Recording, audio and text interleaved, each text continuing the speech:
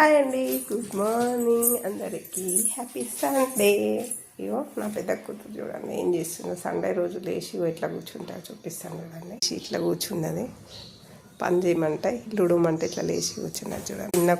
చిన్న కూతురు అయితే ఇట్లా బెడ్ రెస్ట్ పని ఏ చెయ్యదు. లే గుడ్ మార్నింగ్ మీనమ్మా. ఎంతసేపు అనుకుంటూ టైం వచ్చి 8:15 అవుతుంది. ఇంతవరకు లేవదు, ఏ పని చేయదు, ఎప్పుడు చూడు రెస్ట్లోనే ఉంటుంది. లే లే ఇట్లయితే సండే రోజు ఇట్లుంటారు పిల్లలు చూడండి. నా పెద్ద కూతురు ఇంకా కూడా లేస్తలేదు, ఇట్లానే కూర్చుంటుంది. ఇంకా ఎగ్ నూడిల్స్ చేయాలంట, చేస్తా చూపిస్తా. మమ్మీ నూడిల్స్ అయితే చేయవా అని అన్నారు. నూడిల్స్ అయితే చేస్తున్నా, చూపిస్తాను చూడండి. వాళ్ళైతే లేస్తలేరు, తీసి స్నానాలు చేసినాకనే పెడతా వాళ్ళకి. ఎంతసేపు అన్నగా చేసి పెట్టేసుకున్నా. ఆనియన్, పచ్చిమిరపకాయలు, వెల్లుల్లి, అల్లం వెల్లుల్లి పేస్ట్ చేసి, పుదీనా, క్యాబేజీ, ఆయిల్ వేస్తే ఇట్లా విడివిడిగా వస్తాయి నూడిల్స్ అయితే చూడండి. కట్ చేసిన మరీ పొడవు వేస్తే తినబుద్ధి కాదు అసలు. అయితే అడుగుతుంది. అయితే ఆయిల్ పోసేసిన, ఎగ్స్ అంత బాయిల్ చేసి బాయిల్ అయిపోసేసాను. అయితే మెల్ట్ వేసుకోవాలి.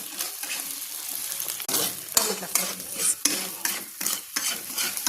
వేయాలి. నూడిల్స్ పీసెస్ లాగా వచ్చేసింది. ఎగ్ కట్ చేసుకున్న ఆనియన్, పుదీనా, కొత్తిమీర, క్యాబేజ్ పీసెస్ వేసుకోవాలి. కారం వేసేసి ఫ్రై చేసుకోవాలి. వెనిగర్, సోయా సాస్ అయితే వేసేసిన తర్వాత చిల్లీ అయితే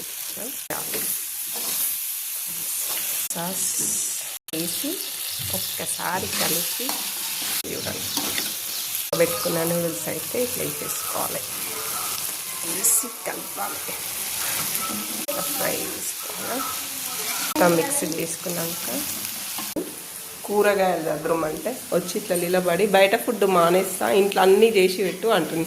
ఇంకా తర్వాత పట్టకుండా అవుతుందంట. ఇద్దరు కట్ట పట్టుకొని నా పెద్ద కూతురు ఇట్లా నిలబడతాడు. పని చేయమంటే ముచ్చట్లు పెడతారు చూడండి. ఆకుకూరలు తీసుకొని గడంగడ ఉంది.